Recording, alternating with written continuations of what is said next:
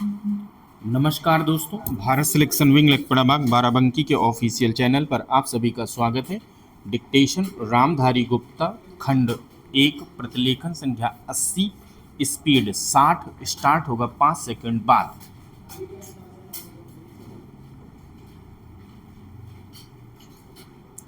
सभापति महोदय, मैं निवेदन करना चाहता हूँ कि सबसे बड़ी आवश्यकता इस बात की है कि इन बैंकों में इन नौकरशाहों को न रखकर उनके संचालन के लिए ऐसे लोगों को रखा जाना चाहिए जिनका बैंकों के राष्ट्रीयकरण में पूर्ण विश्वास हो, क्योंकि किसी संस्था में जब उस संस्था को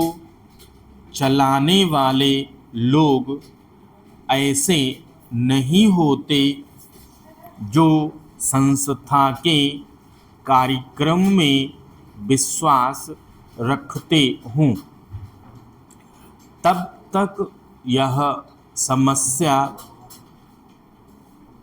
संस्था कभी सफल नहीं हो सकती।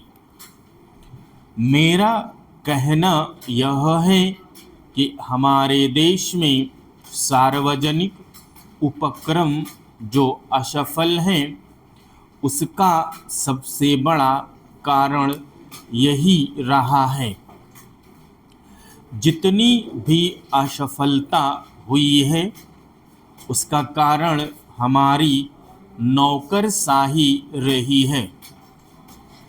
जिस नौकरशाही को समाजवाद में बिल्कुल भरोसा नहीं है, उसका सदा बोलबाला रहा है। इसका परिणाम यह रहा है कि एक तो इस देश में छोटे छोटे मामलों में बराबर देरी होती गई है, निर्णय नहीं लिए गए हैं, और दूसरी ओर उसके होने वाले लाभों से गरीबों को दूर रखा गया है। बैंकों के राष्ट्रीयकरण के बाद इस बात की आवश्यकता है कि बैंक गांवों में जाते। आज तो बैंक एक तरह से शहरों के एकाधिकार हो गए हैं, जिसके कारण वहीं पर सारे उद्योग पनपते जा रहे हैं। शहरों की जनसंख्या बढ़ती जा रही है और अलग अलग तरह की समस्याएं उत्पन्न हो रही हैं। उनको दूर करने के लिए आपके बैंकों को गांवों के अंदर जाना पड़ेगा। इसके लिए सरकार को कदम उठाना पड़ेगा और निश्चित तरीके से योजनाएं बनानी पड़ेंगी। निश्चित निर्देश देना पड़ेगा जिसके आधार पर बैंकों का ज़्यादा से ज़्यादा लाभ गांवों और उन कस्बों को हो जहां अभी तक लोगों का काफ़ी विकास नहीं हो पाया है।